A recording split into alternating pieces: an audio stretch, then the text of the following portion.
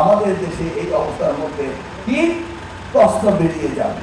What is this concept? এমন কোনো গ্রাম আছে যে শিক্ষক নেই, এমন কোনো পাড়া আছে, এমন কোনো জেলা আছে, এমন কোনো উপজেলা আছে শিক্ষক নেই। আমরা সকলেই যদি চোর ধরার চেষ্টা করি, আমরা কি জানবো না কে প্রশ্নপত্র আউট করেছে? তাহলে আমি ধরতে পারবো না, ছেড়ে দিব আমরা।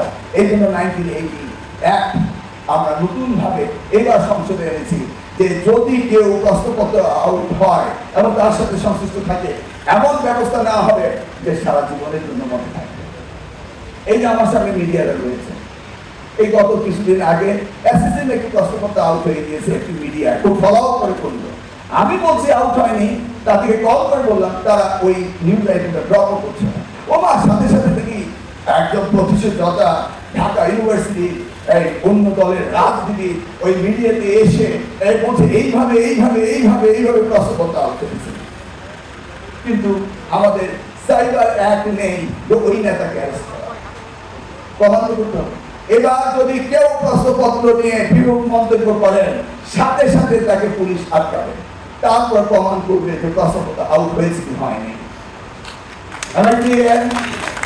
কারণ পুলিশের এই দায়িত্ব রয়েছে যে মিডিয়াতে যদি বলে সে প্রশ্নপত্র আউট হয়েছে, তাহলে সে তাকে সাথে সাথে কাস্টডি নিয়ে এবং তাকে পরীক্ষা নিরীক্ষা করতে পারে। এটা কনস্টিটিউশনাল রাইটস রয়েছে।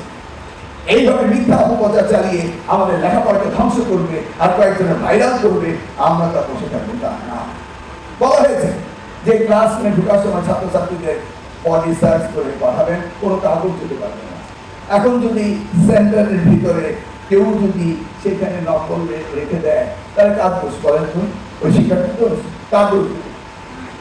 একজনকে নাকি দোষ দিতে হবে। কে ভুল দেয়?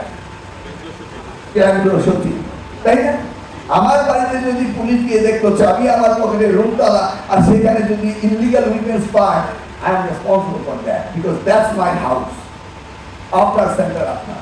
অতএব কেউকে না কেউকে দায়িত্ব দিতে হবে।